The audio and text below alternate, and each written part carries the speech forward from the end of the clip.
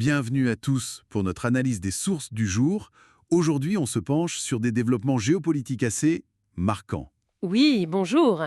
On va parler de la désescalade Inde-Pakistan, des discussions États-Unis-Chine aussi. Exactement, et voir comment tout ça impacte les marchés financiers. On a des analyses, des extraits d'actualité pour essayer d'y voir plus clair.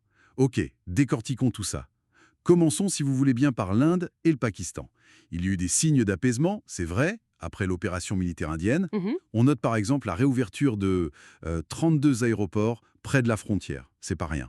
Non, effectivement, c'est un signe tangible. Mais voilà, les analystes qu'on a lus, comme un certain Philippe Ivanov, ils appellent à la prudence. Ils disent « attention, c'est trop tôt ». Oui, c'est un peu le sentiment général. On sent une détente, mais fragile. Et surtout, il y a ce point crucial. L'Inde a été très claire. Une nouvelle attaque terroriste majeure, eh bien, ce serait considéré comme un acte de guerre. La ligne rouge est tracée. Absolument. Et ce qui est fascinant ici, et on peut dire un peu problématique pour l'Inde, c'est l'intervention américaine. Ah oui, les déclarations de Trump. Voilà. Le fait de mettre l'Inde et le Pakistan sur un pied d'égalité, ce qu'on appelle le hyphenating, et puis de proposer d'augmenter le commerce avec les deux grandes nations, ça complique la stratégie indienne, en fait. Oui, parce que l'Inde dit le problème, c'est le terrorisme, point. Pas de médiation sur le Cachemire. Exactement. C'est une question bilatérale pour Delhi. Donc l'approche américaine, elle vient un peu brouiller les pistes. Surtout que, bon, il y avait déjà ces négociations commerciales bilatérales sensibles en cours entre Washington et New Delhi. Ça ajoute une couche de complexité. Alors, changeons de décor. Les négociations commerciales États-Unis-Chine. Là aussi, ça a bougé. Oui, et de manière assez surprenante. L'annonce d'un accord, enfin d'un prétendu accord, après seulement 2 jours de discussion. Ça a tout de suite fait tiquer, non? Ah oui, clairement.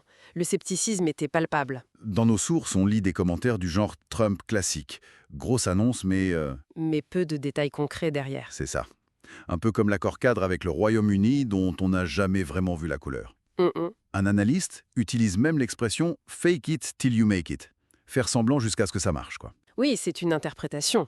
Et c'est là que ça devient vraiment intéressant, cette idée de Trump de tarif à 80%. Ah ça. Les experts sont unanimes, c'est juste pas réaliste, ça tuerait le commerce. Bah oui, c'est clair. Mais certains analystes y voient une tactique de négociation démarrer très haut pour ancrer la discussion ailleurs. Une position extrême pour obtenir des concessions.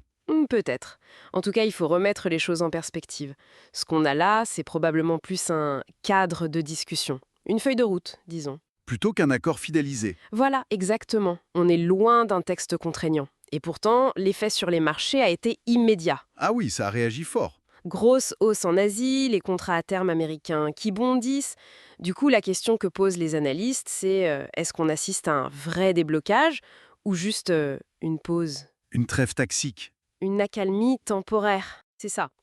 Parce que le manque de détails sur les points clés, les tarifs existants, les mécanismes de vérification, ça incite vraiment à la prudence. L'euphorie des marchés est peut-être un peu prématurée. Justement, parlons-en de cette réaction des marchés.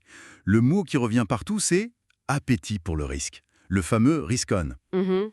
L'indice Nifty, en Inde par exemple, un indicateur important, il a bien grimpé, porté par ces nouvelles. Oui, ça montre un certain optimisme.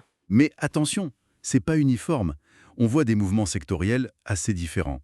Une note d'analyse pointe ça. Le secteur pharma indien, lui, il reste sous pression. À cause des craintes liées à Trump et au prix des médicaments aux États-Unis. Exactement. Et à l'inverse, le tourisme, lui, il profite de la désescalade avec le Pakistan, de la réouverture des aéroports. Logique. Oui, c'est logique. Et si on prend un peu de recul, si l'on relie cela à une vue d'ensemble, on voit plusieurs facteurs qui semblent jouer positivement à court terme. Lesquels? Ces discussions US-Chine, même si on est prudent, elles sont perçues comme un pas dans la bonne direction. L'apaisement relatif Inde-Pakistan, et puis faut pas oublier la saison des résultats d'entreprise. Ah oui, qui a été moins mauvaise que prévu, globalement. C'est ça, moins pire que ce que beaucoup craignaient. Donc on a une sorte de convergence de facteurs positifs, mais, et ça c'est le gros avertissement des analystes dans nos sources, mais les marchés ont tendance à surréagir. À s'emballer un peu vite. Voilà, surtout en géopolitique où tout peut changer très vite.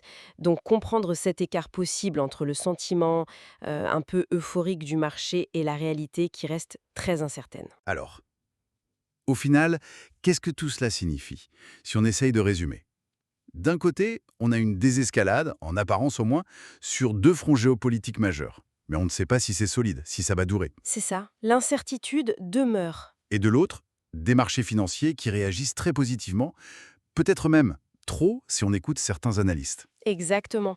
Et cela soulève une question importante pour la suite, je crois. De laquelle? Au-delà du bruit, des annonces, des fluctuations quotidiennes, quelle est la vraie dynamique derrière tout ça? Est-ce qu'on est dans un jeu de réel politique purement transactionnel? Chacun essaie de tirer son épingle du jeu à court terme. Ou alors, Ou alors, est-ce que ces mouvements, même un peu chaotiques, sont les premiers signes d'une recherche plus profonde d'un nouvel équilibre, d'une forme de stabilité qui pourrait vraiment influencer les relations internationales et l'économie sur le long terme? C'est, je pense, la question clé à garder en tête pour interpréter ce qui va se passer dans les mois à venir. Une interrogation essentielle, effectivement. Merci beaucoup pour cet éclairage. Merci à vous.